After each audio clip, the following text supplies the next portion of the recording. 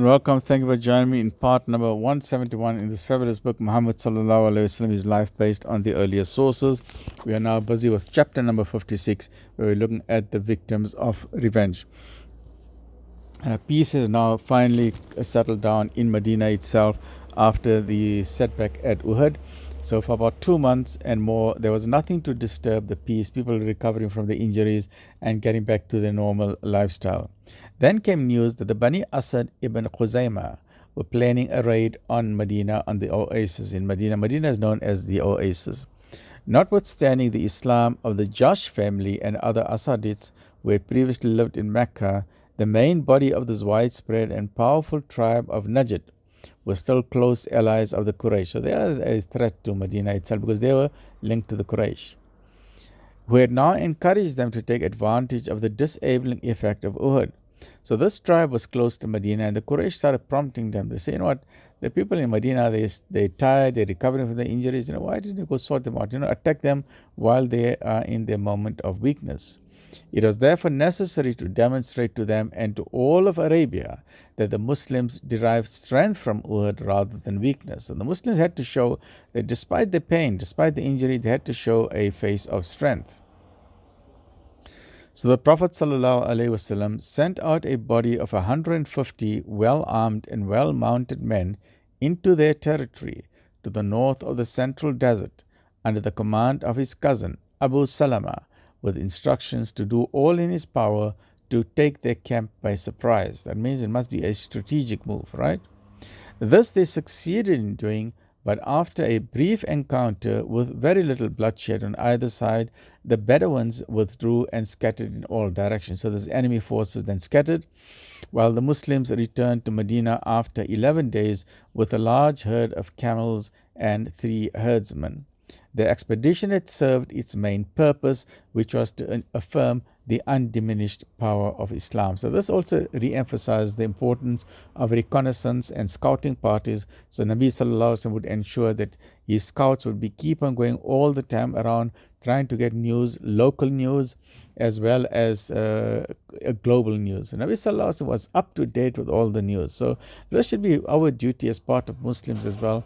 We must know what is going on in our community, in our villages, in our towns, in our cities, in our provinces, in our country, and on our continent, locally and globally. We need to know that. We must be aware of news, whether it's political news, local politics, or global politics. Doesn't mean we must get involved, but you must know what it is.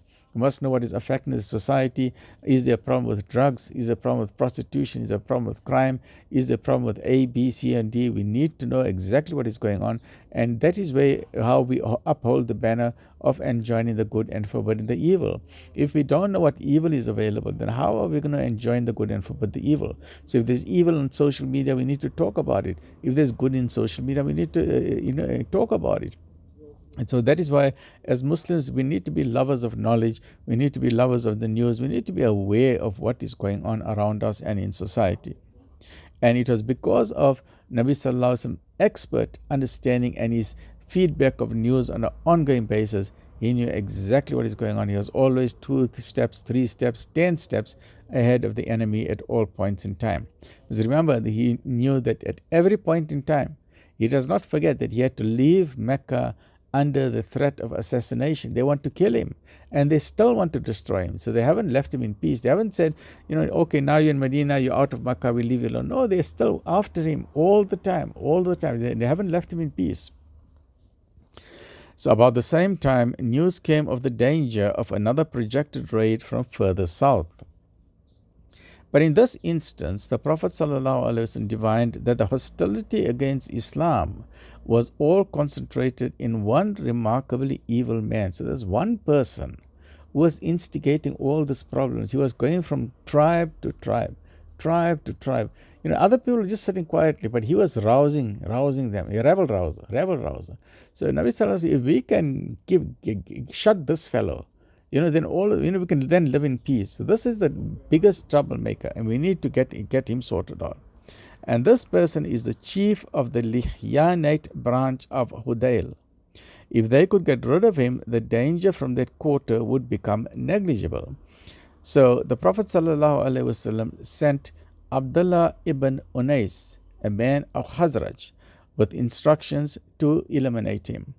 O Messenger of God, said Abdullah, describe him to me that I may know him. And this is very, listen to this carefully. This man is such a big danger. And Nabi Sallallahu Alaihi Wasallam said, he gave a very important sign when you see him. He said, when you see him, you'll actually shake. And when this Abdullah, he's actually a very strong person. He's a fearless person. He said, why will I shake when I see another human being? And in fact, when he met him, he actually did shake, right? So let's listen to the sign that the Prophet Sallallahu Alaihi Wasallam gives to him.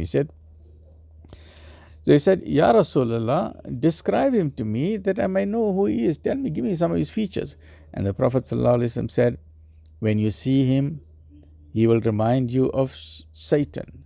The certain sign for you that he is indeed the man will be that when you see him, you will shudder at him, you will shake. And end of quote. And it was as he had said. And having killed the man, Abdullah escaped with his life. So in other books of Seerah, they give the encounter. In this, it is just glossing over it. But in other books of Seerah, it shows when Abdullah, now he enters the clan of this person. Imagine the courage that this Abdullah had, Abdullah ibn Umays. He went into the tribe itself, and now he's looking for this guy. He's looking for who is he, and he knows he's got to be a very man with presence, very strong warrior. And he's looking for him, and all of a sudden, when he saw this person, his body started shaking. And when his body started shaking, then he knew this is a sign which Prophet ﷺ told him, and he knew exactly that this is the man that is causing the problems for all of them as well. Stay well. Assalamu alaikum. I'm stopping this video at this point in time. Alhamdulillah.